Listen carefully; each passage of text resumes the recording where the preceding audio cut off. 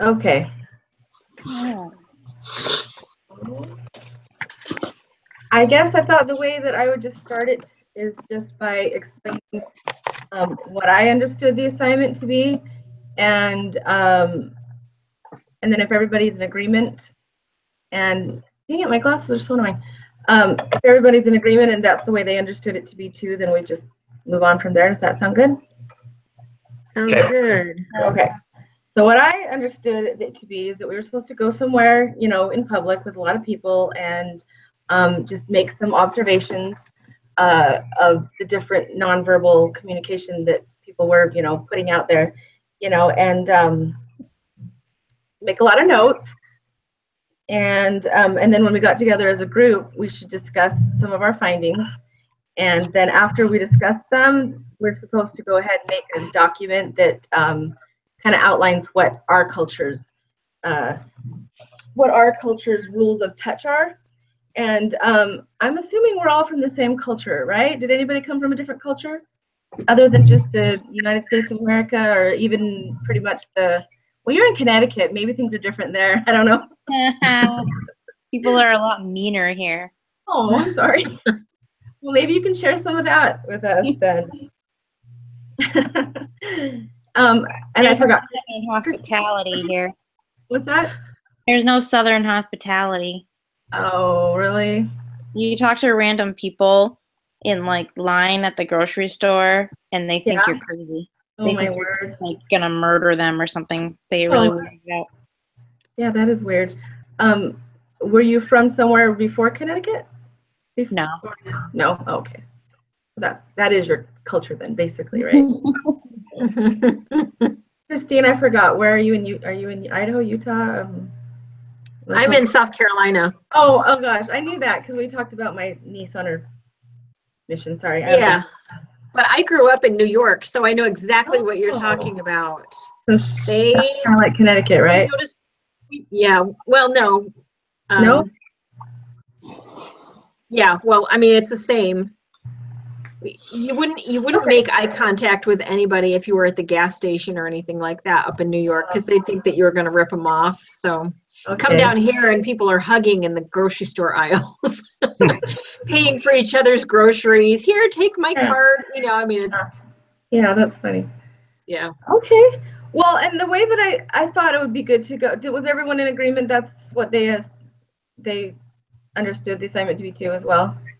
Yeah, I just want to know to make sure you put your own research into that document as well. Yeah. So I would suggest have a notebook right now, write what other people say, but when you make that document, put what we say and what you wrote about the people you silently judged. Exactly. Yeah. Especially. Oh, sorry. Go ahead. I was gonna say, especially if somebody noticed you watching them. Yeah. Happened. Well, I was thinking that using our notes from our observations, rather than just everybody going through their entire process, maybe as we just could go through each of these questions one by one, and if there was something you wanted to share and add about that, then we could talk about that and discuss how it's maybe if we agree or disagree, or if it's different in our state or whatever, and then make some notes about that, and maybe that would help us at the end just put together that document. Does that sound good? Yeah. Okay. All right. So without sharing your entire experience, then we could actually just maybe write down the places we went and then go from there. I'll just say I went to the gym. That's a good place to people watch. Yeah. There's nothing else to do. That's true. I get very ADD at the gym because I'm just looking at people anyway. So it was perfect. So I went to the mall, to the food court at the mall. Oh yeah, that's got some entertaining people. I should have gone to the state fair. That would have been a good one. All right.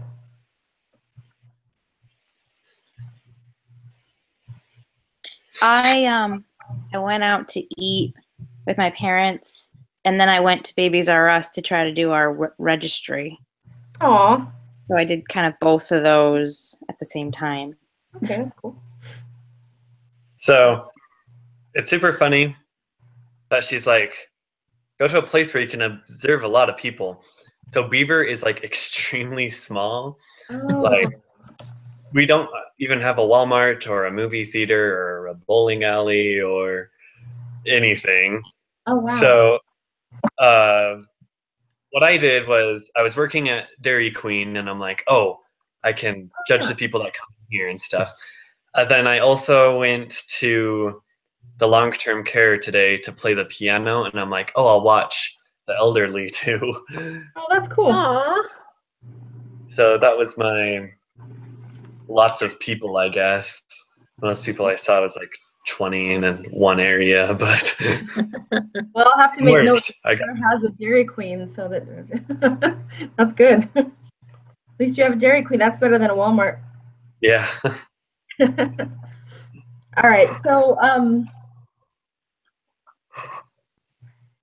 okay. Is anyone any? I don't want to. Are these? Have you guys ever? First of all, am I yelling? I think I'm yelling. Second of all, has anybody noticed? I mean, are we supposed to have? I know last week I was trying to rush everybody because I had to be somewhere at 7. But is there supposed to be a certain thing I should be watching? I've never seen anything about time limit. But if you want to keep it down to an hour, or what do you guys? I did see in parentheses it said 60 minutes for the group. Oh, okay. I'm not sure if we're supposed to keep it an hour, but I think it's kind of an Well, I mean, I think yeah. they kind of expect us to at least go an hour so we can Okay. hear everyone's opinions. But if it goes longer or shorter, I think it'd be okay. Okay, I just want to Yeah. make sure how everybody's feeling about that tonight. We've been doing about an hour anyway each time. All right. I didn't know if you want me to rush you guys along or just, say what we feel like saying. All right. Well, then the first question was who was included and who was being shut out. And I guess since I'm the group leader, I'll just start. Actually, this in the gym, it didn't really apply this time. So just because everybody was kind of working out by themselves, except for me, I was working out with my son. And so that one didn't really apply to me on this one. So Tim. I had kind of an interesting one. When I got to the mall, there were 2 big busloads of kids that were probably 6th, 7th graders getting off, and they all went to the food court to eat. And there was this one table that I was sitting near, and this one table had this girl. She was probably the prettiest one in the group, and you could tell she was the queen bee. And when she got up to go get an ice cream cone, 2 other girls went with her. One of them was like clinging to her arm and they were like hustling off. And the third was sort of left to take the tray and dump it in the garbage. And then she had to go catch up. And when they were standing there for the ice cream, she was behind them. And it was subtle. And I could tell that they were still friends and everything, but she was, sort of the tag along. Yeah. anyone else have any? At Dairy Queen, a mom, and I'm pretty sure it was her daughter. And then her daughter was with her boyfriend or husband. I'm pretty sure it's I don't know. But Significant other. yeah. The mom was kind of being left out of the conversation that the boyfriend and girlfriend were having. And when they were at their table, they were in a booth, and the mom sat on one side, of course, and the couple sat together. And the mom was just like silently eating her food, kind of listening along, but the couple was looking directly at each other and kind of forgot that mom was there. Just went along with whatever they were doing. Funny. Talk about a third wheel. Yeah. On the third wheel. Actually, I've been there. I saw something similar. I saw a couple that looked like they were on a date having dinner, and the guy was just on his phone the whole time, and she was like talking to him, and it looked like he wasn't paying any attention to her. Sad. But then he was shutting her out, not even in a group, just the 2 of them. That's no good. Yeah, and then when I was at Babies R Us, we walked around that place for an hour before somebody asked us if we needed help as we were walking out the door. Mm. And we saw plenty of people that worked there just completely ignoring us. And we looked very confused, believe me. Wow. But I kind of like being left alone. But at the same time, like, that's what they're there for. When Not good business. my second job, I have to greet every single person that comes in the store and ask them if they want help. Hmm. So it kind of depends on the situation whether you want to be left alone or not, right? Yeah. Actually, kind of. Well, okay. So, what does a person, the way a person sits, tell you about the way they feel? This one actually really applied in the gym, and it wasn't just the way they sit, but it was also the way they stand. I noticed this one guy. You could tell he was really feeling himself. You know, the way he sat, he was just. I don't know. He was just very, very confident, kind of looking at himself as he was. The gym is different, because people probably do that. A lot of different places you look at yourself. You walk by a mirror. I mean, you'll see someone walk by a window and they'll look at themselves. So lots of people, while they were sitting on the machines, were watching themselves. So I guess that might be something that happens in the gym a lot, but you could tell the people that were more confident about what they were doing and the people that weren't, because they would be just sitting more, I don't know, erect maybe, and tell whether they felt like they were confident about their bodies, I guess. Yeah, I can help you along with this. This summer, like, I'm never one to go to the gym. I'm just not that person. But this summer, my friend wanted to, and I'm like, okay, fine, I'll go with you. And she was definitely more like confident and be like, okay, we're gonna do this and we're gonna do this and this is how the machine works.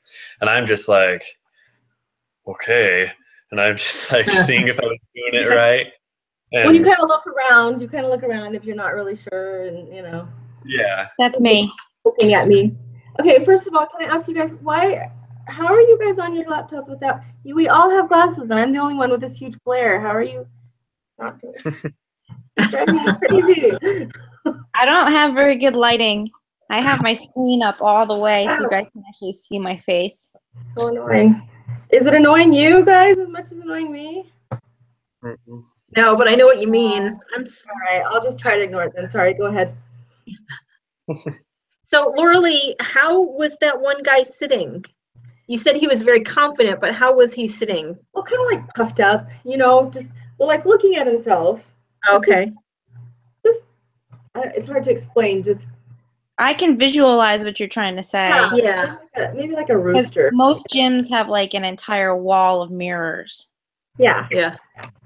Yeah, and so people know that they can see themselves, and they also know that people can see them seeing themselves. And so sometimes people act confident about that because the whole reason, they've been at the gym a whole lot, and so they feel just fine about it. And the whole reason they're at the gym is so other people will look at them. And then there's other people who, like maybe myself, for instance, I haven't been for a long time, and I just started back again. Sometimes not as confident. I do look in the mirror still, but maybe not quite as confident because I can't remember how this machine worked or something like that. And maybe you'd be a little bit more closed off. Mm-hmm. Of course, in the gym, that's also different too, because it depends on what kind of exercise you're doing, whether you could be closed off and be successful or not. I like how you said he was like puffed up, because in the Mhm. scriptures it says puffed up, it means prideful. And if you can see that puffed upness, then he was definitely looking at himself and prideful of himself. So Yeah. good words. Anyone else have anyone on that one, or should I move forward? I had a couple things. Okay, good. Do you want to do yours, Ben? No, you go have ahead. I got to think of what I was going to say. There were a couple. One, again, with these kids, there was a boy. Everybody was sitting at regular tables, and then they have these little kiddie tables with these little tiny chairs. And he goes over and he sits at one of those little kiddie tables, and he's sitting there all by himself. And I'm looking at him and I'm thinking, either he's got socialization issues or he's super self-confident. And so I was waiting to see like what it was going to play out to be. This other kid comes over to his table from where he was sitting, and he kind of pats him on the shoulder, and he's like, hey, you know, and he's like directing. I couldn't hear the conversation, but you could tell he was saying, come sit with us. And he was like, yeah, no. And then like 2 or 3 other kids did that. A girl went over and took some of his fries, and he's the cutest thing, cute kid. And then finally, like 4 or 5 other guys came over and sat at the little kiddie table with him. And one of them was so tall, his knees were up to his chin, and he still sat there. And I'm thinking, this kid is uber confident, and probably the class clown. Yeah. And then the other one was that same girl, the one that was probably the queen bee. She, every time a boy would come to the table to sit, 2 girls over here sitting closest to that chair where the boy would be sitting, they would like be very much conversing with him and turned towards him and giggling and laughing. And this girl, every single time, she physically turned her body away, and she would still kind of be in the conversation with her friend next to her, but literally you could see her knees point away from wherever the boy was, and she showed no interest in any of them. She would look off somewhere else, she'd talk to her friend, and she'd look off again. She had 0 interest in any of the boys. It was just funny to watch her actually, you know, like move her body. It was interesting. That is interesting. I'm jumping ahead a little bit because this is kind of one of the other questions, but it led me to think of it, and that is that especially with teenagers, the way you sit and the way you touch and you interact, that's something that we want to talk about our rules of engagement and touch. And that is that it's probably for these girls, it was fine, but was it okay? Is that okay for boys at that age? Do you know what I'm saying? Girls at that age are really touchy and huggy and stuff like that. But is it okay for, what do you think that was okay for boys and girls at that age to be touchy and like that, or just the girls? Like with each other, or guys and guys and girls and girls? Yeah, well, either, anyway, which combinations are okay socially at that age? I think that when it's a guy and a guy, if they're in a public place and like they're more of like, oh, we're in the mall, we're here for a class trip, let's go to here and we can go shopping for a little while. They're not going to touch each other, and if they do, it's going to be super super ako taco. And yeah, that's not cool. But like I think of with me and my friends, if we were just together at each other's house and we were just messing off, then it'd be so okay to just like nudge each other with our elbows and then fight or do something weird like that. Which, that's really interesting that you brought that up, because I did notice, I had it written down later, I did notice when everybody kind of started getting up and moving back to the other side of the food court and they were going to get ready to get on the bus, a lot of these guys, they, one group in particular, there were 3 guys. One of them went up to the other one and put his arm around him, patted him on the back, and just very,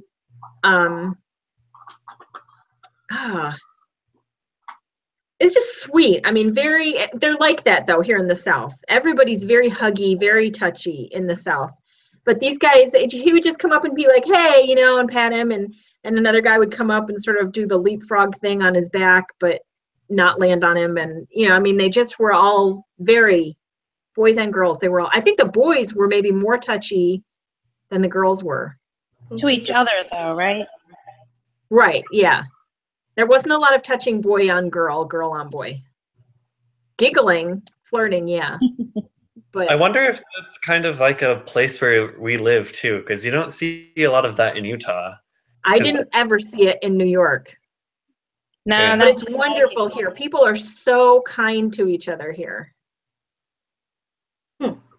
Yeah, we went on vacation in North Carolina, and I didn't want to go home because everybody was so much nicer. Mm-hmm. Yep. But on when it's a guy and a girl, how are obviously when they're in a relationship, like when I saw that couple, they were in the booth, they were close to each other, like their arms were touching. and whatever. But do you see intense flirting by touching in your areas? Or is it just more like, oh, we're holding hands, or we're linked in arms and we're touching when we're sitting down? Or is there a lot of playful things? Are you directing that to everybody or to her in Yeah. South Carolina? Everyone. I see that more in teenagers than I do in adults, unless they're like drinking or something and being completely belligerent and crazy. Yeah, that's a good That's point. when you inhibitions go down and you.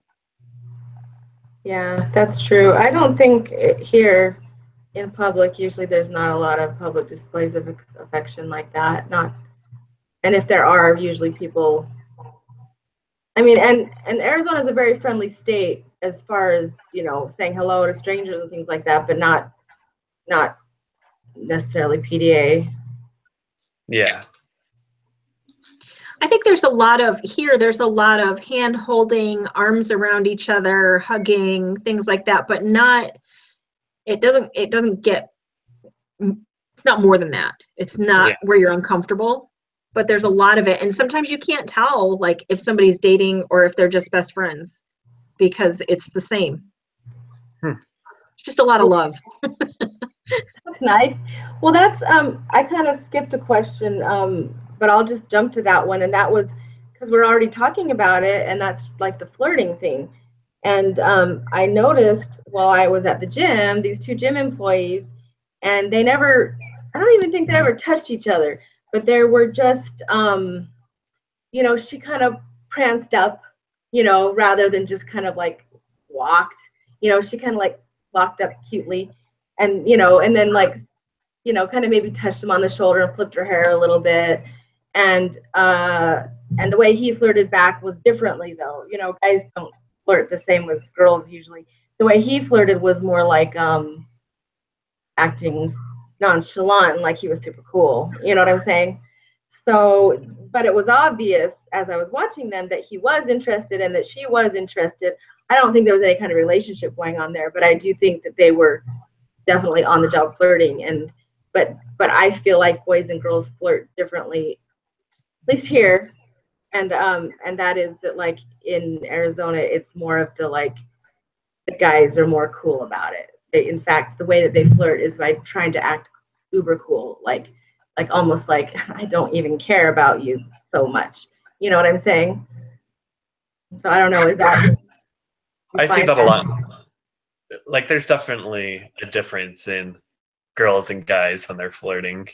It's like in one of the videos we were to watch, the girl was like looking down and then looking up and then turning away and doing whatever. But a guy, when he flirts, like you said, he was more nonchalant and like, oh yeah, I'm cool, I'm gonna flirt with you. And I feel like lots of guys do that, and that's how they flirt. And just by actually standing in a different stance, he was flirting, you know, rather than being him. She was standing differently, but he was standing differently as well, but in different ways. In my opinion, it was very different. Yeah, I see that. Yeah. I mean, sometimes, you know, they'll still touch each other, they'll still laugh and things like that, but guys want to look. And which one of the other questions too is about the way they stand. And I think when you're flirting with someone, you stand differently. So what do you guys think about that?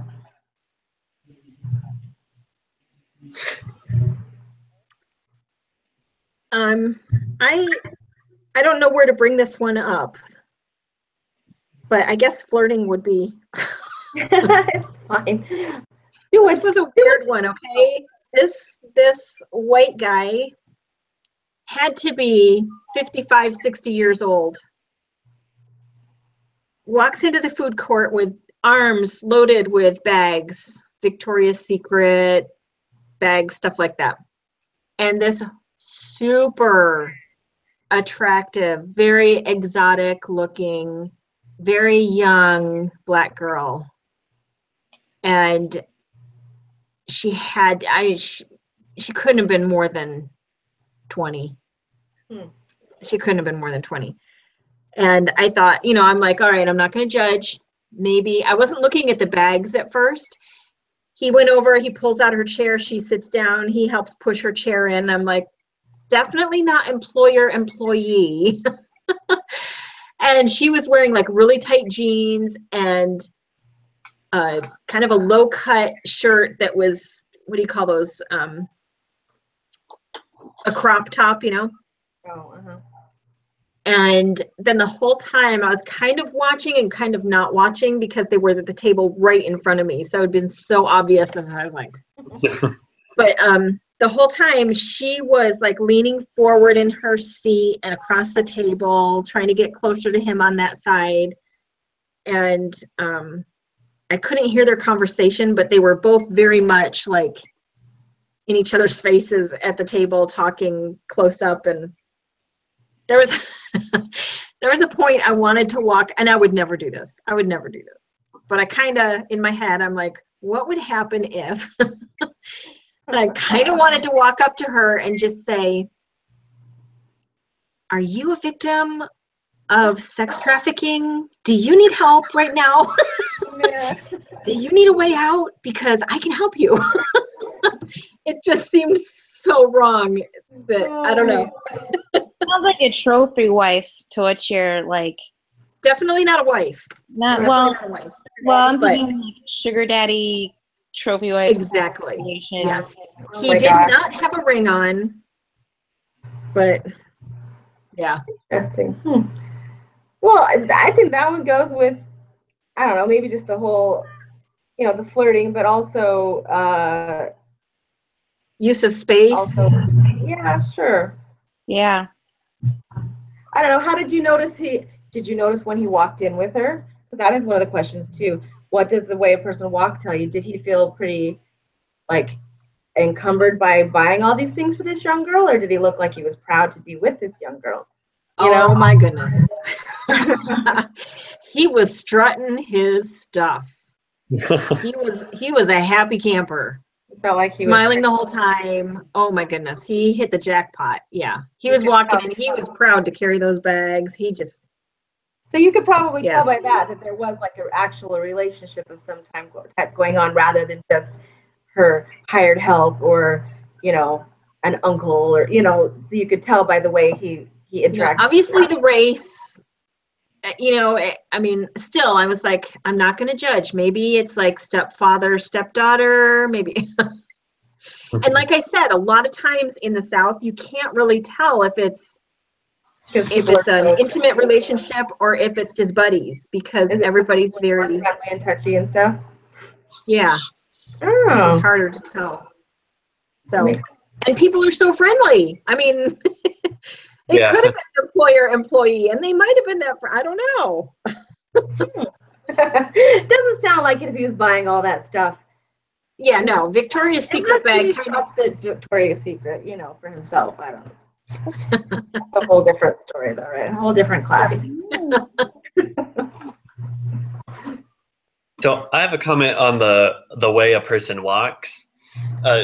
So our Dairy Queen is like, it's connected to a Chevron gas station, and it's pretty tiny. And lots of people, like, they walk into the Chevron, and then they see the Dairy Queen, and they, like, peek in and, like, are you open? Does this exist? It's so small. And, like, you could just see the way they were walking that they were confused or unfamiliar with the place. Mm-hmm. But then the ones that, this guy basically goes with all the questions. But this guy, he was really tall and he was really big, and he just like comes walking in, and it was a really slow day. And he's like, "Well, I can see that you're just having fun standing there because every time I come in, it's so busy or something." And okay, he just like puts both hands on the counter. And this is him showing power and dominance as he's like leaning over me. And I'm like, okay. He's just like, I want this and this and this. And then definitely who takes more space, it's definitely men. I will always agree that men take more space than women. But, he's just, his physical appearance was scary, and yeah, just totally intimidating. Yeah, intimidating, demanding of what was going on. Yeah, like territorial, yeah, yeah. Territoriality. That's the Yes, word, the one on he was. Like I've never seen him in the Dairy Queen before, and I know he wasn't local because I know everyone in Beaver, but he must have been there before, obviously, and he even like he was the only customer, so he took that chance to be in charge of us. That's funny. Or he may be just that kind of guy that thinks that he's got to be that way no matter where he goes. Yeah. You know, or just special that way. Oops. Hold on. I mean, you guys don't have to hold on. My computer's just doing something. You can't. I don't think you can see it. Okay. Uh-oh. You guys, can you still see me? Okay, there we go. My computer's trying to do an update. I noticed at the gym, yeah, the walking thing was kind of like the sitting thing, but, you know, definitely strutting, which it sounds like that man might have been strutting too, but definitely the people who felt more confident about their bodies were, you know, strutting a little bit, being puffed up again a little bit, because that also shows your muscles a little bit better, you know, and makes your figure look better.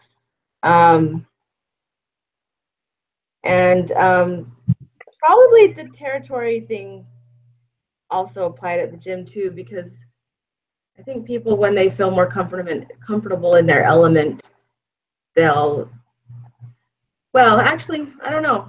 Sometimes if they're uncomfortable, that man may have been a super uncomfortable person. That's why he felt like he had to act like he was big stuff everywhere he goes. But I do feel like people who aren't very confident sometimes will tend to walk as though they don't want to be noticed, you know, kind of shrink in their body, you know, try to pretend that nobody can see them, sort of. And people who do feel more confident and want to be seen will be more verbose, you know, more, well, not verbose, that's one word for body language, but you know what I'm trying to say, right? Yeah. There was a boy, probably my age, that came into Dairy Queen by himself, and I totally related to him because I'm constantly traveling by myself and going to fast food or whatever. But he came in and he like looked up at the menu, saw what he wanted, and instantly went to his phone and just kind of held close together because he had no one to contact to communicate with. But then he walks up to the cash register, says what he wants. I say, "Is that everything?" And he's like, "Yep." Hands me the money, goes and sit down, and he sits down in like the one-man booth place, and totally just. I'm super tall and lanky, and I always bring like at least one of my legs up to my chest and kind of lean on my knee a lot. And he did this exact same thing. Oh my gosh. And I'm like, okay, well, you're definitely like, I don't want to say not confident, but just not comfortable necessarily in being in an area where there's so many people and you're just by yourself doing whatever you're doing. So he's just yeah, he was had lots of nonverbal communications that I could see. Interesting. Anyone else have anything more on that subject? I'll just, what you were mentioning a little while ago, you had mentioned that there was one about the personal space, who we think takes more personal space, men or women. I mean, not personal space, just space. Mm-hmm. Yeah. In general, because I think that's actually different. I think personal space, women get into personal space more than men. So, but you were just talking about who takes more space, like in life, right? Yeah. Like my friend working with me at Dairy Queen, I'm like, oh, this is one of the questions and stuff we were supposed to look for. And instantly we look out into the lobby, and in the booth, it was the mom and the couple. And the boy had his arms stretched around the girl, and he was like man spreading his legs and was like totally just all the way out there. And the girl was just had her legs close together and was eating her food. That may be a culture thing too for us, because women, even though I think we've come a long way, I think women still are definitely not seen as the dominant you know, obviously we're not the dominant gender, and therefore that might be cultural, but also just learned, you know, that we try to make ourselves, you know, smaller or make him. I don't know if men are trying to dominate women in that way, or if we let ourselves. I don't know. What do you other women think about I think that? some of it could be a body image thing too. Girls just want to look and feel and seem and appear smaller. Mm-hmm. It's true. So, and it's also a learned trait to try to keep, you know, we've learned, you know, we don't do the manspreading thing like you said, because we need to be feminine, you know, hold ourselves in a feminine and, you know, way that looks modest or feminine. mm-hmm. I just kind of shake my head and let them be as manly as they want, because that's what they want to do. So, do you guys agree? Do you ladies agree? Do you feel like men take more personal space? I mean, more space personally, not personal space, space personally than women, like in the world? Just kind of, I feel like they do. My Generally husband speaking. is bigger than me, and he takes up a lot of space for sure, especially in the bed. So Yeah. It's hard because if we're talking about communicatively, Mm-hmm. then men speak like 7,000 language cues or whatever a day, and women are 21,000. Oh, wow. So verbally, we take up more space. I think that women might tend to gesture more when they're talking as opposed to men. So, I mean, in that case, we may take up more space as we're communicating. Kind of a tricky one. But yeah, I mean, if you're talking, it depends on where, I mean, we're talking about nonverbal communication. So in terms of taking space, literally and figuratively, I might think that it was women, but then again, men, like Ben is saying, do tend to spread out. So what did you observe? What did you observe, though? What did you observe the men doing in the spaces that you went to? Ben was saying he observed that that's what he Right. saw happening. So I'm wondering what you actually saw happening, rather than, you know, just in our own personal opinions, trying to remember. What did you see? Well,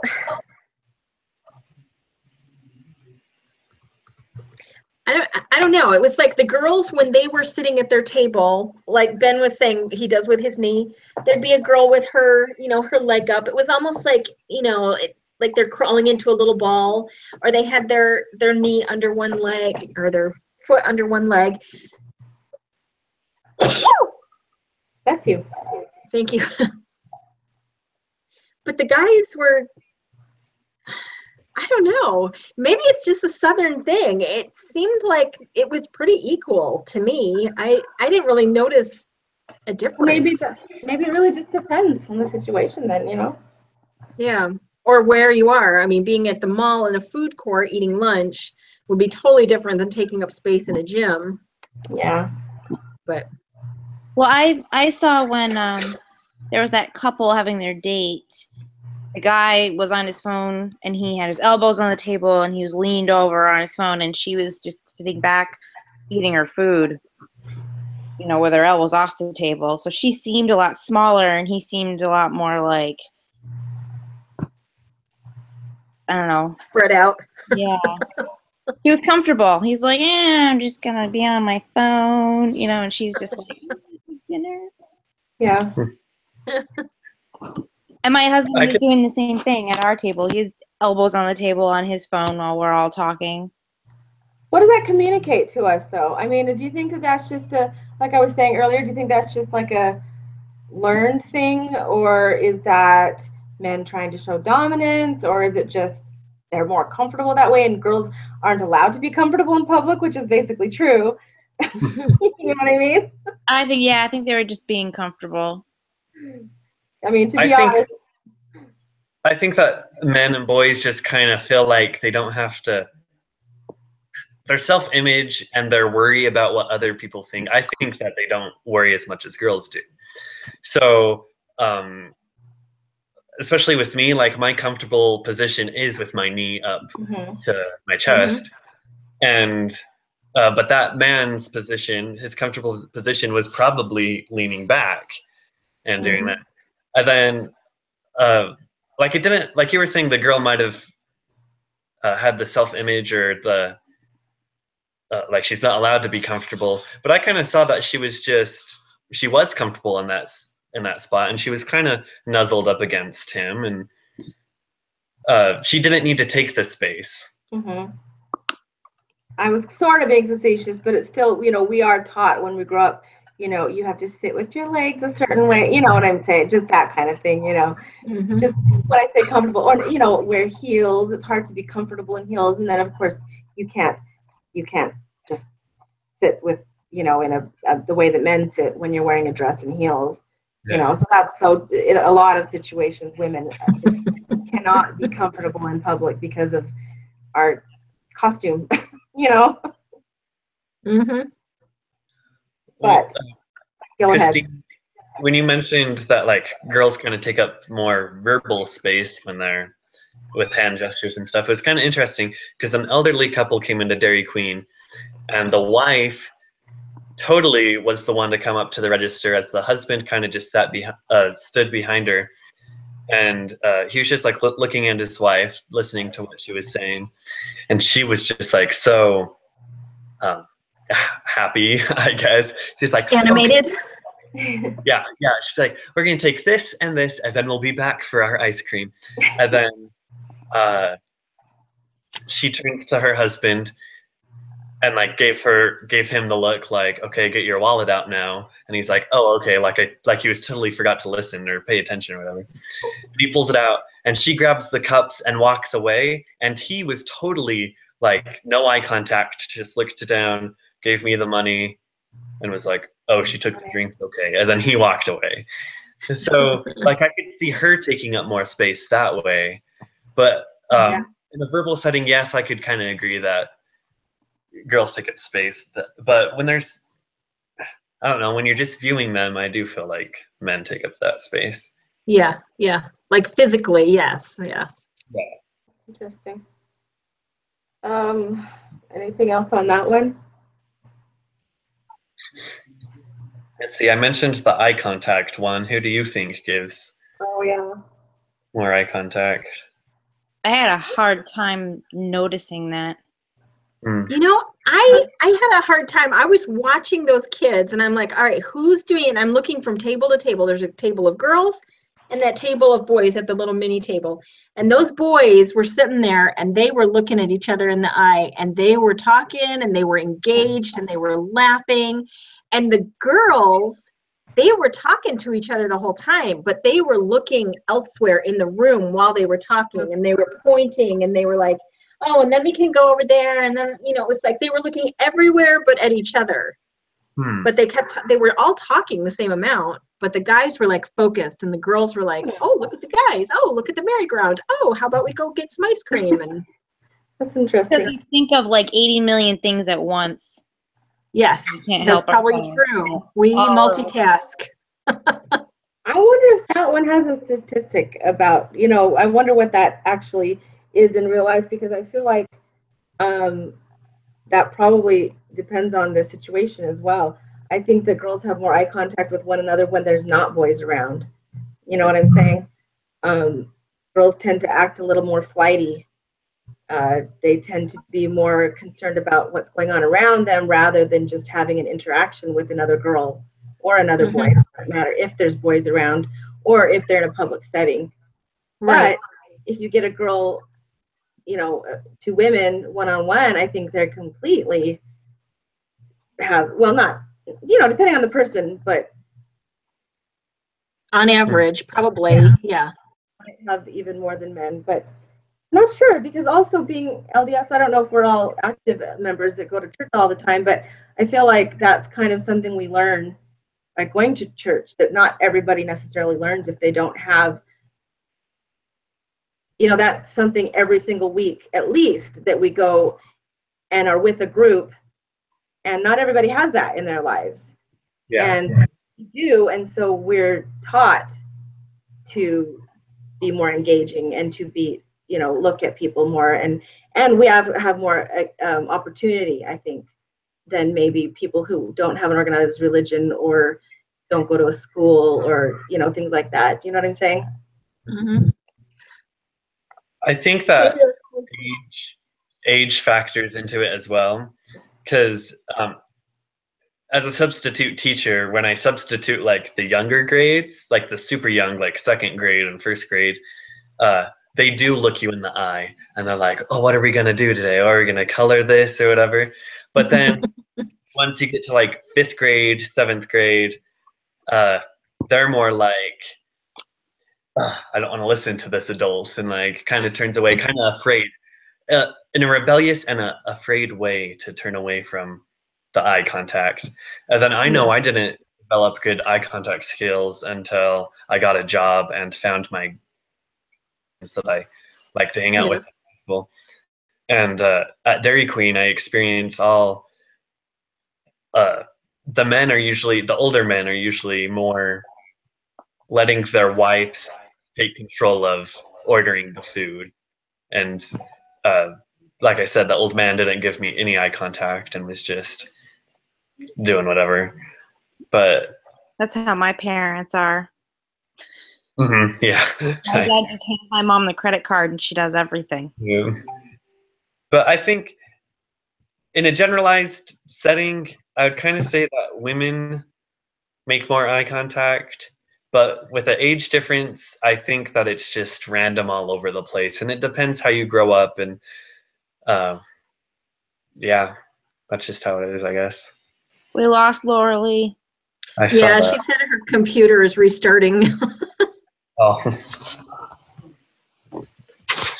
I was going to say something about that, and I can't remember what now.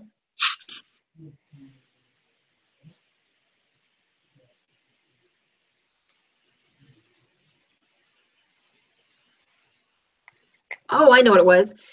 Being in the South, and I don't know if I want to say it because it's going to sound racist, and I don't want it to sound racist. I'm going to say it just because I think it's a big cultural difference. Okay. We're probably, in most places in the United States, I don't know what the black to white ratio is here, but it's almost 50-50 here in South Carolina, which I think is wonderful. And I have lots of, it just doesn't matter. Anyway, but I have noticed recently I was supposed to order pizzas for a luncheon for the missionaries a few weeks ago. And so I was going from one pizza place to another because just ordering it online wasn't good enough. I wanted to see how big the portions were so I would know how many pizzas to get, because large pizzas aren't really that large anymore. So I go into this one Blaze Pizza, and there were probably 8 employees back behind the counter, and they were all black. And I walked up to the counter, and the girl at the register didn't even look at me. She never took her eyes off the counter, and she's like, name. And I was like, oh, actually, I just need to place a catering order for tomorrow. And she turns, without looking at me again, she turns to the woman behind her, and she's like, do we do catering orders? And she's like, tell her we don't do catering orders. And neither one of them would look at me. Like the whole time, nobody made eye contact with me. Nobody looked at me. It was really, really strange. And I kept asking questions like, well, how big is your pizza? Are they all thin crust? And they're like, yeah. I mean, she just would look ahead. She would look straight ahead with her body. She was turned sideways to me. She wouldn't even turn and face me. She was sideways to me. And that was the whole experience at that shop. Like nobody would look at me. And I thought, wow, what is it with eye contact? I've noticed that a lot with the Black culture here in South Carolina, that even with each other, a lot of times they don't make eye contact. Mm-hmm. And they kind of mumble to each other, but they always know they know what they're saying. Yeah. I can't make it out, but definitely. I always thought that the black people down south were a lot nicer than they are up north. They are. They really, really are, for the most part. And that's why I think this stood out to me so much, because it was an entire restaurant full of only black employees, and none of them were being, considerate or, businesslike, I guess. So, yeah, it just really stood out to me. I think that's definitely a culture thing, and like you're saying, and there's a polygamist woman who works at Dairy Queen, and she actually left her husband, but she still believes in their FLDS religion and stuff, so she still wears the dress and doesn't cut her hair and whatever. But she also whenever she takes people orders, she doesn't really make too much eye contact. She's come to know us, the workers, better, so she does speak to us with more emotion and eye contact and stuff. Interesting.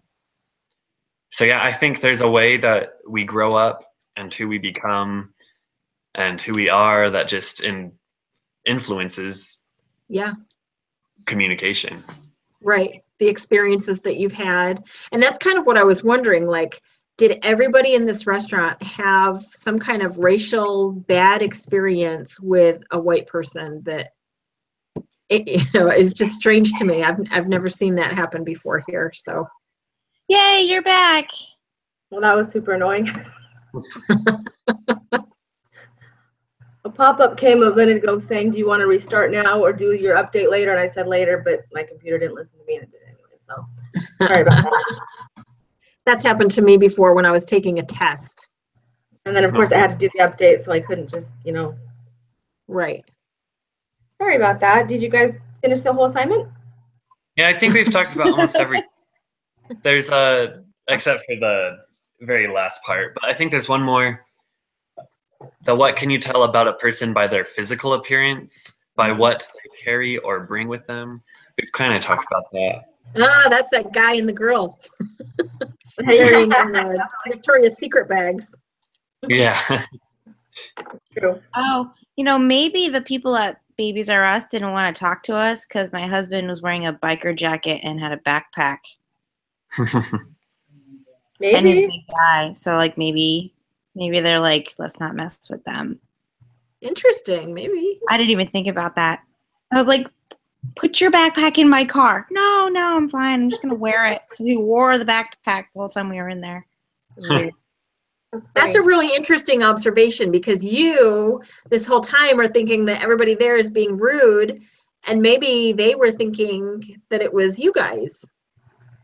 You're thinking it's them and they're thinking it's you. Even though it would have been completely not your fault, just completely in one of those nonverbal things that people just assumption, Yeah, I mean, I have a friend whose dog isn't really a fan of most guys, but he's met my husband before and liked him. He came into the store one time and she had her dog, and he was riding the bike, so he had the jacket and the dog wouldn't stop barking at him. So I was like, just take the jacket off. He took the jacket off, the dog was like, oh, I know you. So like, because it's padded and stuff, so it makes him look bigger. Huh. Yeah. That's funny. Well, there's it's funny because that it has. I was gonna even mention, but I didn't. Those out the 8 different nonverbal, the 8 different main nonverbal communication things.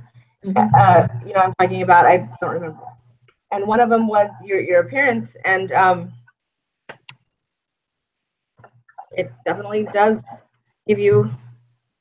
It does. It does make a difference, even if it maybe shouldn't. It does, and that's why there's dress codes. That's why you dress a certain way when you're applying for jobs. Yeah. Today, as I played the piano for the long-term care patients, there was one. Like the piano was in the middle of the room, and there was an old lady sitting in her chair behind the piano, so I could like see her directly. And when I first started to play, she like sat up and was definitely listening. But as I went along, and I'm sure it was kind of her mind kind of forgetting what was going on, but she kind of just like slouched back down and was playing with her hands again. And I could tell that she wasn't focused on listening to me. So like that's her appearance right there. Is she didn't have to tell me, no, I'm not listening to you. I could see that she wasn't listening. And how old? Sorry. How old was she? Probably 80-ish, 70, 80. Mm-hmm. She might have just not been able to sit up straight anymore. Yeah. She might have been like, oh, this is awesome. Wow, this is really uncomfortable. Or, you know, it's just so comfortable because it's so beautiful that I'm just going to get comfy here now and enjoy. So I think we talked about this already. So I don't know, we can probably skip that one. But when you talked about, and maybe you talked about it without me too, but like power, dominance, and submission, I think we talked about that a little bit. You know, you were talking about the guy in the Dairy Queen. He definitely was trying to be dominant. Mm-hmm. And I feel like, and sorry if the feminist is coming out, but I do feel like women, we have been programmed to be a little bit more, maybe we're not even realizing it, but sometimes that shows in our body language just because we've been taught to be demure and more submissive. But I don't know. What do you guys think about that? Well, in the South, oh, go ahead. And maybe not you personally, but you know. I was just going to say I've definitely met some women that are very dominant and kind of scary. Yeah, that's and true. I've also met men that are the opposite. So it can happen both ways. Oh, that's totally true. But Totally I agree with you with the being taught that and that probably most women are like that. Like comparatively to men, maybe. And it says how do they show it too? So I think maybe how do they show it in their actions instead of, you know, women a lot of times do it by their behavior, like you guys were talking about earlier, how they, you know, sometimes will just talk and talk and talk and trying to show that they're kind of in control, but non-verbally, I think maybe it's that space thing sometimes. Mm-hmm. Well, I thought that the video was really interesting. I had never thought of the whole upper hand thing. Oh yeah, I had never thought about who goes through the door first.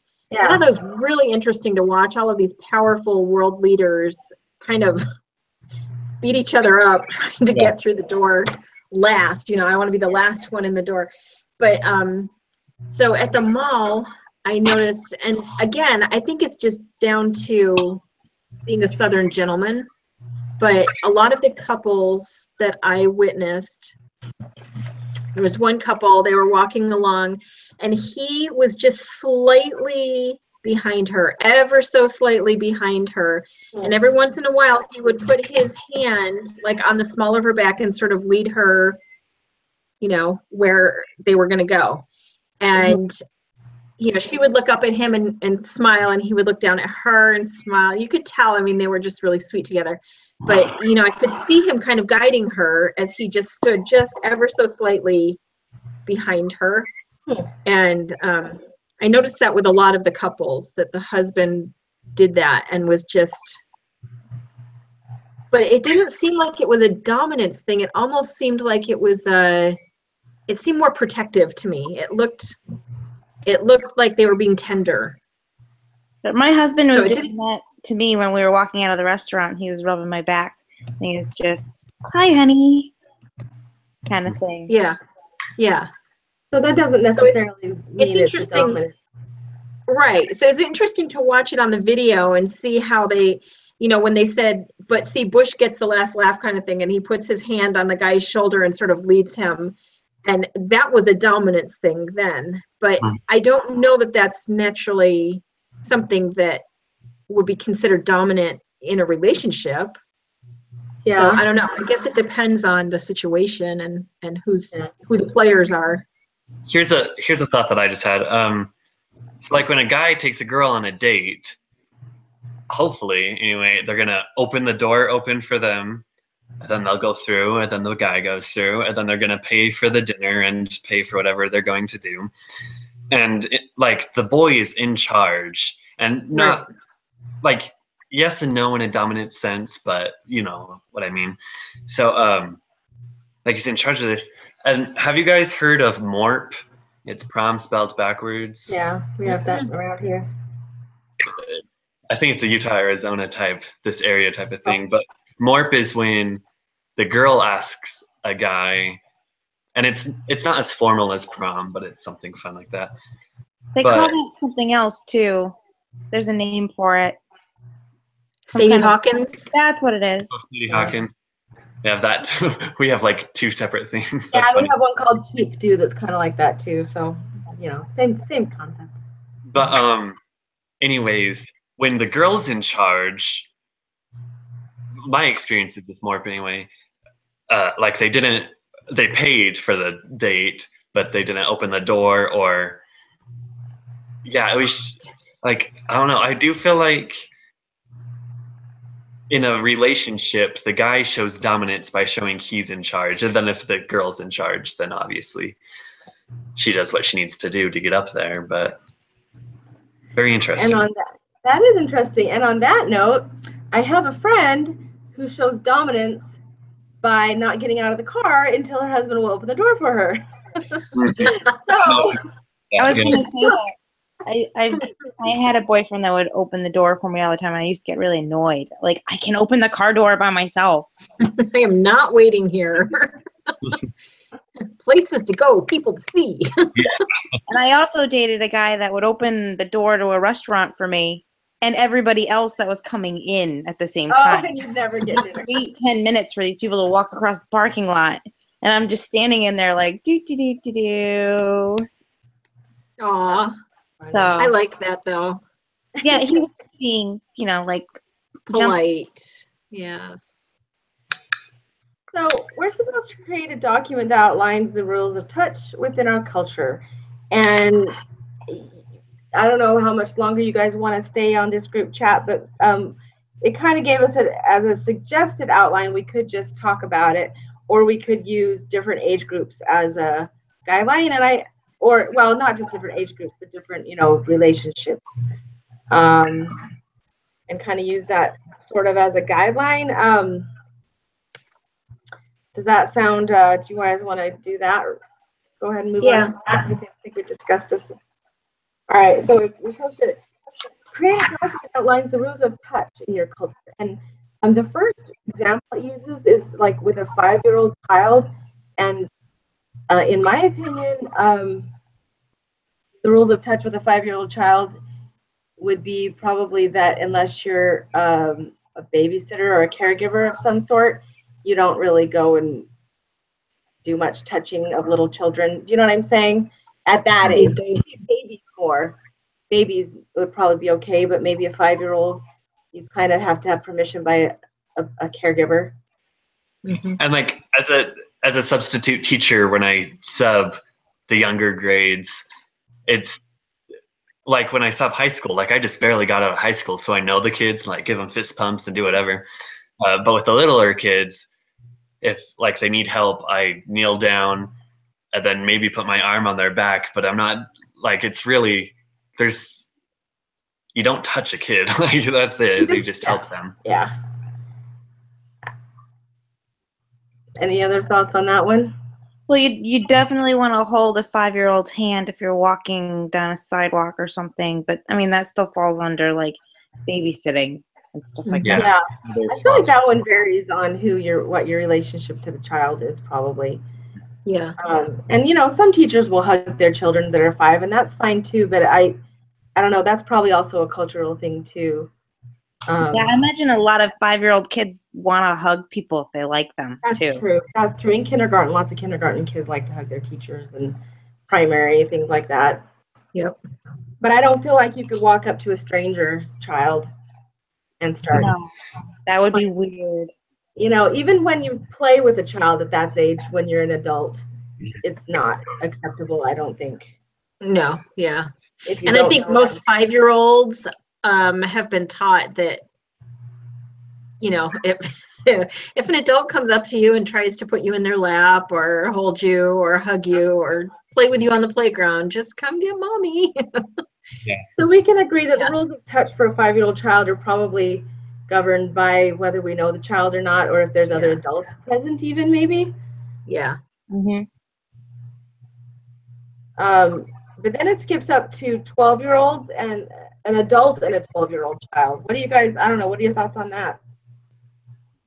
I think that once kids reach that age, they're not going to be so, like you were saying, a kid would run up to, like, Dad, you're finally home from work. Let me give you a hug. Mm-hmm. It's going to be more like, oh, Dad, you're home. Mm-hmm. Perhaps, maybe let me tell you this story, or like, oh, hey, Dad, or whatever. But Yeah. Yeah, I it's like think 7th grade when you're trying to be cool and parents aren't cool anymore. Well, I know that at church, and this is I would never, like if I was doing my volunteer work for this one class in a middle school, I wouldn't go up to, I don't know, maybe if I got to know them. I wouldn't go up to some random 12-year-old and hug them or even really touch them. I would approach them, but I wouldn't, if I had to talk to them or ask a question, but I wouldn't touch them. But like at church, the kids that I know there, we're always hugging them. And as a matter of fact, one of the things that I've learned through all my studies is that when teenagers get to that sort of prickly porcupine age and they, Mom, don't touch me, Dad, don't hug me, I'm too cool for this or whatever, that's when you really need to hug them more, because when they have that physical contact with mom and dad and family members, they don't, because they do want it, they need it, but if they don't get it, they'll go get it somewhere else. And so a lot of these teenagers that become real promiscuous are kids that don't get that kind of physical contact. Physical love. That's why a lot of boys and their dads wrestle and they get that sort of physical energy out. So we're supposed to be like creating a document that if we were like talking to somebody else who wasn't aware of our culture. So we would probably say that, gosh, it does vary a lot, doesn't it? Even within just it does. Yeah, it really does. Whether you're family or friend, and if you're a stranger, and it even varies. Stranger danger. Situation. It even varies in a family situation because, like what Ben was saying, some children won't feel comfortable, cuddling with their parents anymore, and yet I have another friend whose grown daughter will still come sit on, her mom and dad's lap. They're very family. So that's a little bit hard one, but I think I would probably tell someone if they weren't from our culture that that's probably not okay unless you get to know them and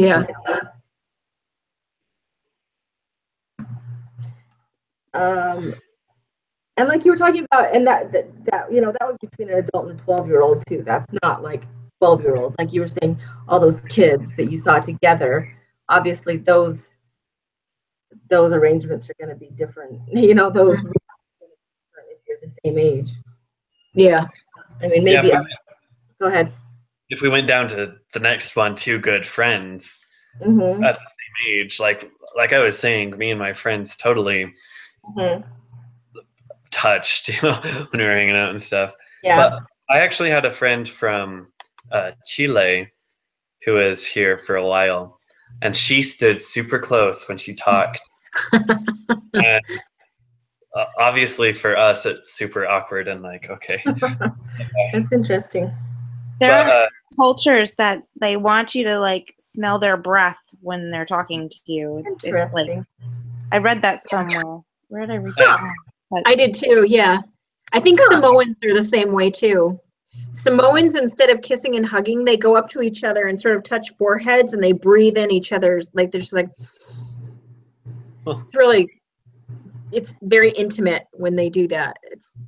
And wouldn't you say that we are not that way mostly? No, we are very like comfort zone. We have our bubble of space, Yeah, and you have to give people permission to enter that space. Yeah.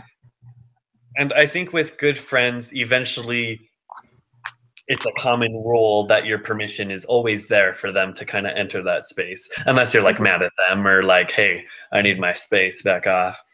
I actually talked to my Chilean friend when she was here about, I'm like, you do stand closer and like this stuff. But like we went up on a trip one time and it was all of us together in a car and we were like leaning on each other, and if you changed it to, instead of saying two good friends and two siblings, I would say that like I would never lean on my little sister like that, or my brother or whatever. Like I would just kind of sit in my own space, do whatever. But with two good friends, you kind of have, and I guess it kind of grow how you grow up with your siblings too. But Yeah. Yeah, We have our bishop's family. They have the sweetest kids. Their oldest son is 16. They've got a 16-year-old, a 14-year-old, a 12-year-old, and then it jumps down to like a 9-year-old or something. But the two older boys, I just love watching them in church. If one of them's giving a talk, the other siblings are always like looking at them and, you know, like shaking their head and stuff. They're like, yeah, they're totally supportive. When the boys are sitting next to each other, this one Sunday their mom was home with the girls, and it was just the boys sitting in the pew by themselves. They had their arms around each other. It was just the most amazing thing to me. They just were they're so close. The daughter, the 12-year-old girl, during sacrament meeting will put her head on her brother's shoulder.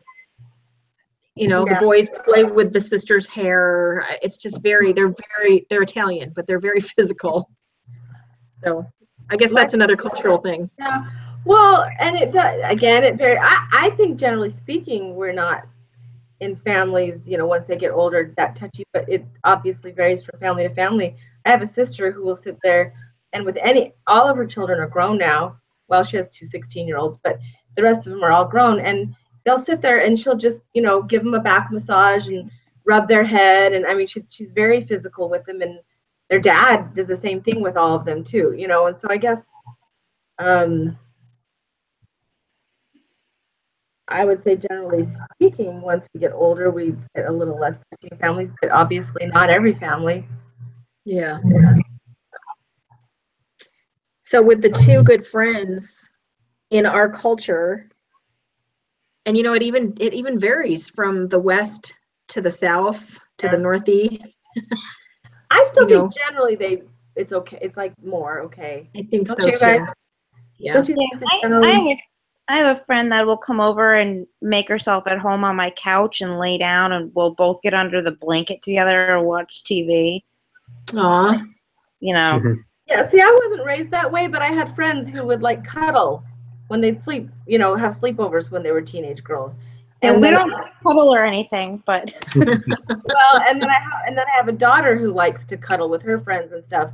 And so I think it's fine. I personally, I just, you know, my family wasn't a real touchy-feely family, but I think it is a culturally acceptable thing. You just kind of have to see if your friend is comfortable with it too, I guess. Mm-hmm.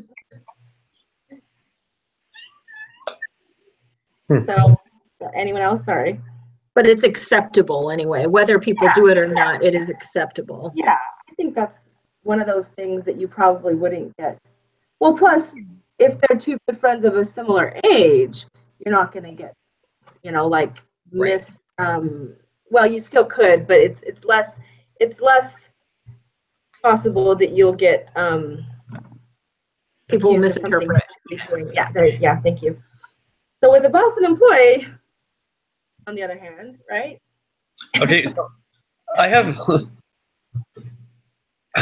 so my boss is like my mom's best friend, and I know her pretty well, Okay. like my friend too. So like I give her lots of hugs and I talk to her about personal things and stuff. And I guess we've never really had a boss employee conversation where it needed to be that professionality. But we kind of like, I think if I did, like me as a substitute teacher, I'm not going to go up to the principal and say, hey, guess what I did last night and with my friends. Like, it's just going to be if I go to him, maybe a handshake when I walk in, and then say, hey, this is how my classroom experience went today. And that's all. But I think it can Right. with that. But if it's more in a professional setting, boss and employee, you're not going to hug the first time you meet. You're not going to. Well, it sounds like your boss and employer kind of also were two good friends, so maybe that one kind of like just crosses out. Small town versus big city too. That's true. So I think the only time I ever touched my boss was when I gave him the first handshake at the interview 10 years ago. yeah, I think it's Have you definitely guys- have a professional feeling. Yeah. Have you guys seen the thing going around on Facebook where everybody's saying "Me Too"? Mm-hmm. I haven't. What is it? It's just about just post "Me Too" if you've ever been sexually harassed or abused. Oh, And it's like everybody I know is posting "Me Too, Me Too, Me Too." that's so crazy. And I'm looking back and I'm thinking, you know, there have been a lot of jobs I've had where I could, looking back on it, I could say, you know, that was. But at the time, I knew the guy, you know, and he was just being a jerk. So Yeah. I didn't consider it that at all. I just considered it immaturity. And so I don't know. It's hard to say. There's definitely an appropriate and an inappropriate. But when you're talking about boss and employee or supervisor, someone who has a authority figure over you or authority position over you, it really depends. It really does, doesn't it? Like Ben is saying, you might just be good buddies with them. Not every job is partner in a law firm and, you know, intern.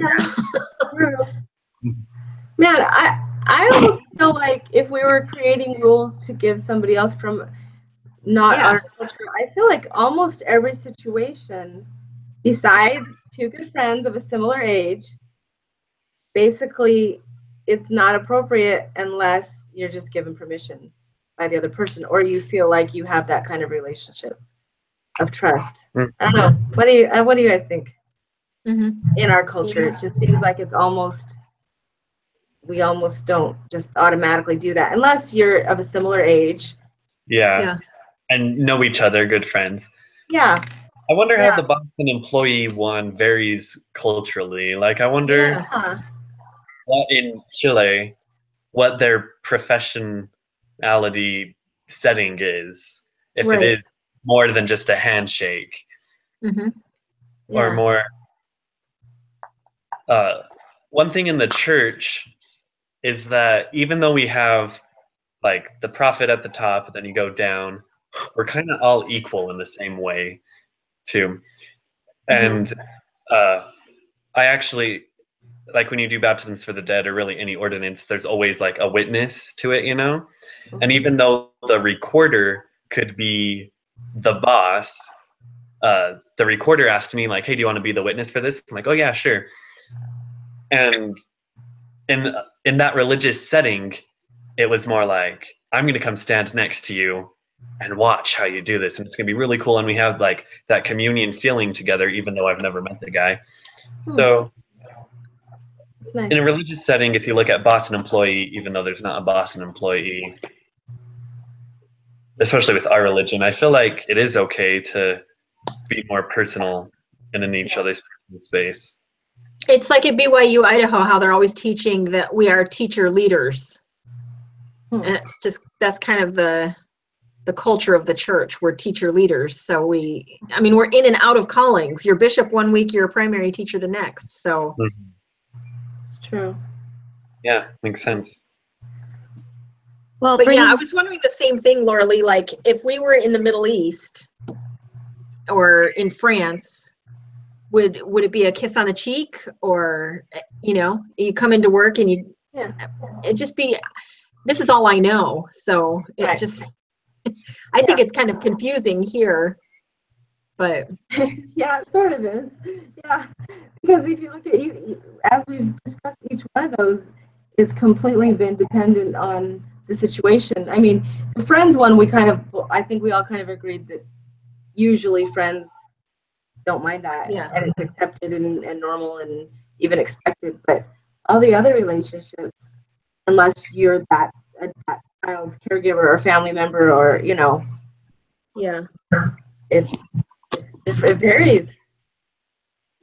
Well, and my friend's husband, I consider him to be a friend too, but I wouldn't necessarily hug him. Yeah. And I have another friend who's older than me. Actually, my husband is a lot older than me, and they're more his age. And that husband is constantly like giving me hugs and kisses. And at first I was like, this is really uncomfortable. But I don't know, I'm just chalk it up to being in the South. So it's just Well, this can be maybe more confusing here. I don't know. No, it could be. This is just simply anecdotal, but I told you I grew up in a family that's not super touchy-feely, but my husband's aunts and uncles are. You're expected to go and give them a kiss on the lips, and that is something I'm really not comfortable with. Yeah. And that's something their family does. You go and give his grandparents and his aunts and uncles a kiss on the lips, and they were raised basically in the same place I was, that my parents were raised. So yeah, it is confusing sometimes, and I don't kiss them on the lips. That's just not something I do. But I have seen people that do that, and it kind of weirds me out. yeah. So when it says that we're supposed to, as a group, create a document that outlines the rules of touch in our culture, how are we supposed to do that as a group? I mean, we just discussed it. So what do you think? Yeah, I think on an assignment a few weeks ago, it basically said the same thing. But really, just when you create your own document to include summarize research, just write down what we've been saying. Okay, sounds good.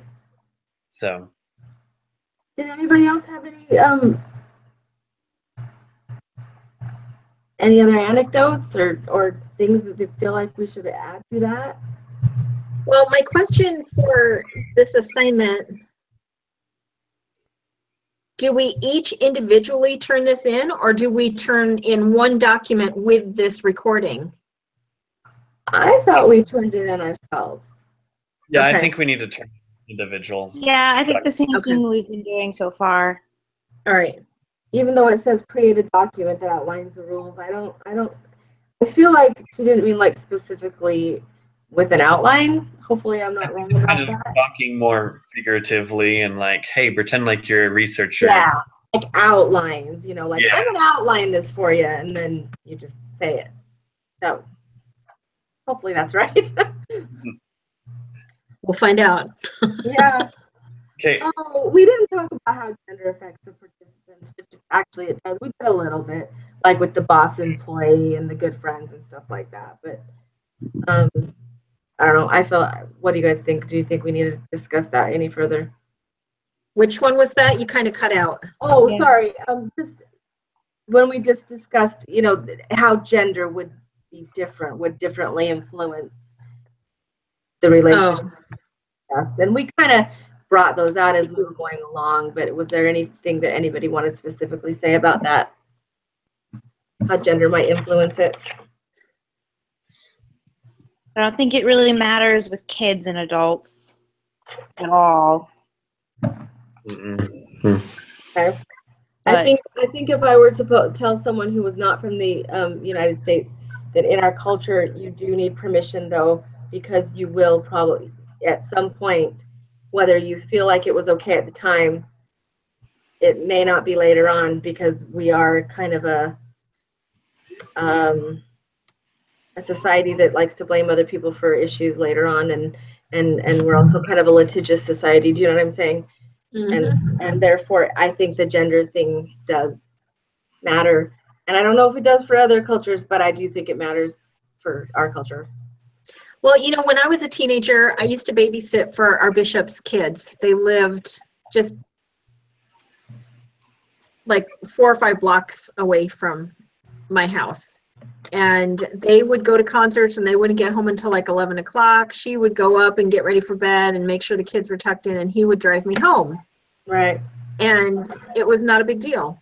The dad always, no matter who I babysat, it was always the dad that drove me home. Mhm. which as a mom, when we did that, I would have so loved it if my husband would have been the one to drive the babysitter home because I was tired. It changed between the time I was a child and when my children. Yeah, it changed. Now you can't do Yes. that anymore. No, it's got to be the mom's got to drive the babysitter home, unless Yeah. it's a boy babysitter, but that doesn't Or you happen take very another often. child with you or something like that. Yeah, it can't. Yeah. Anyway, I agree. Well, does anybody have anything else to add, or do you want to wrap it up? Not on this assignment, but I have a request. We kind of talked about this. One of the meetup days is Halloween that we meet up. Oh. Yeah, And I am playing the piano at the Temple Open House. Wow. That's And so cool. what my time was later in the evening on that Tuesday. So I was wondering if we could meet on November 1st, which is a Wednesday. So, what temple? The Cedar City Temple. Oh, that's so cool. Congratulations. I'm very excited. That sounds so cool. So, November 1st, what day is that? Just a week later or something? I don't have my No, calendar. it's a Wednesday. Oh, Wednesday. So next week is the 24th when we meet. Is next Tuesday okay for everyone? That's Yeah. fine with me. Okay, so next week we'll just meet up on Tuesday, and then the next week we'll meet up on Wednesday at 7 p.m. Idaho time. Okay. Okay. That should be fine. All right. Okay. All right. How about I just be in charge of that one because I'm the one that made you? Did somebody want to volunteer to do next week? I can.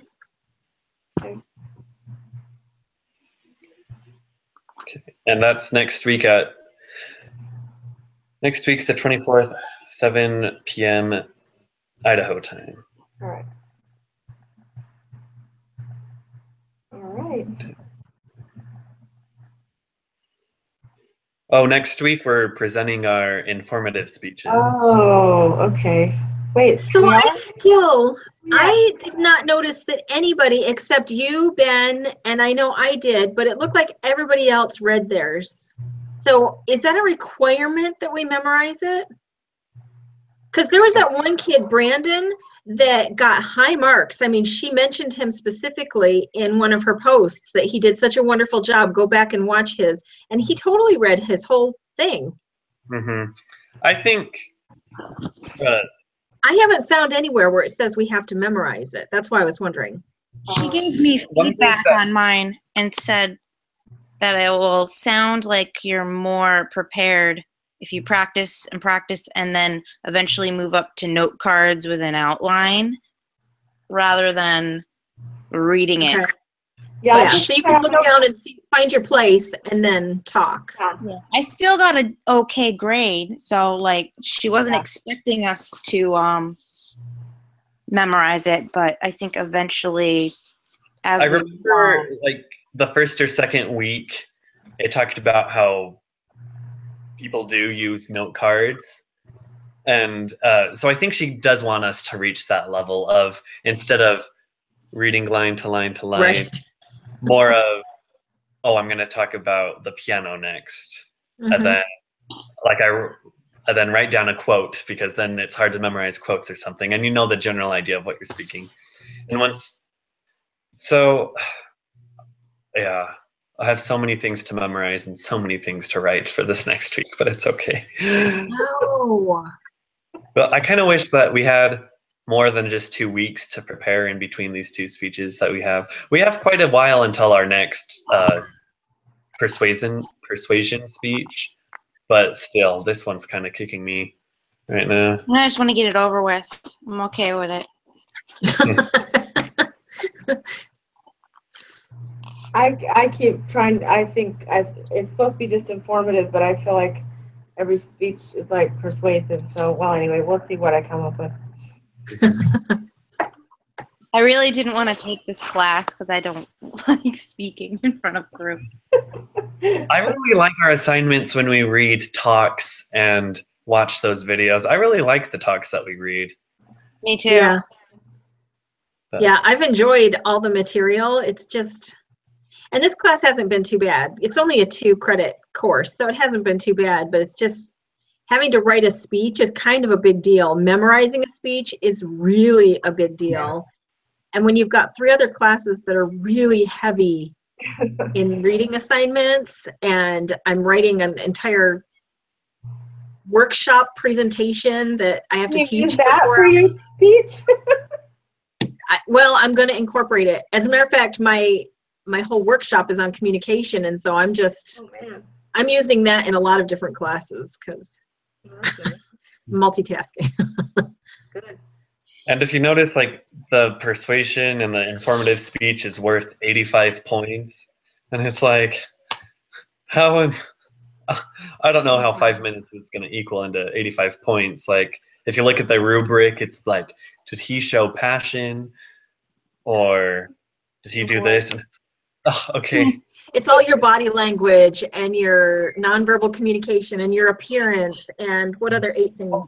Oh yeah. in the syllabus, Your it gestures, and says your paralinguistics, and your proximity, and or proxemics, and your Well, eye it is and your haptics. paralinguistics. You know that's a big deal because when I read mine the first time, the comments that I got back from the coaching center was that I wasn't animated enough in my speech. And so I watched it back and I was like, yeah, I'm pretty subdued.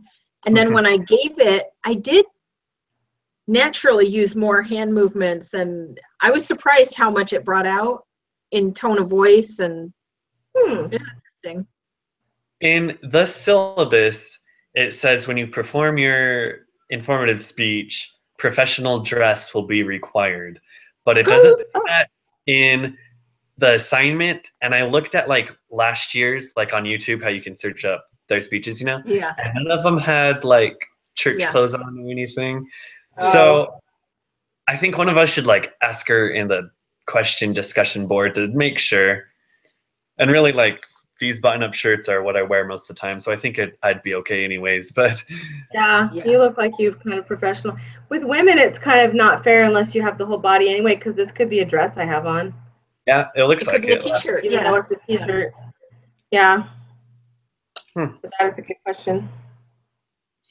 I did see one video, and I think the girl did a really good job, but like it didn't look professional because it was in her kitchen, and there was like stuff all over the counter, and she was wearing like pajamas with a hat on. I can't remember what she was wearing. But I was like, she really putting that in? Sometimes I look at speeches and hear other speeches, and I'm like, I just feel good about myself. I'm like, okay, maybe I'm doing better than expected, actually. But That's why I told you the first week. Go look them up. Okay, I haven't looked him up. How did you look him up? Just go on YouTube and look up comm 175 Oh, okay. persuasive speech or informative, whatever. cohesive. Informative speech, yeah. All right. I will.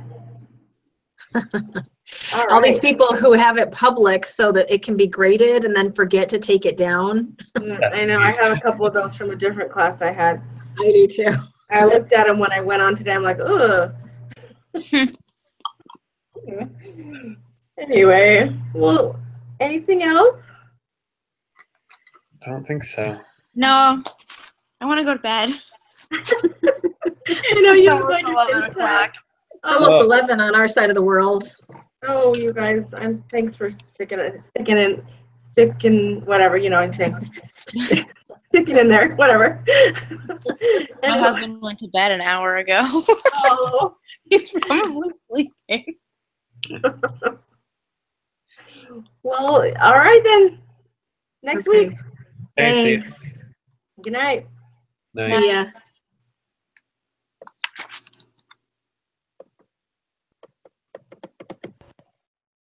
Why can't I leave?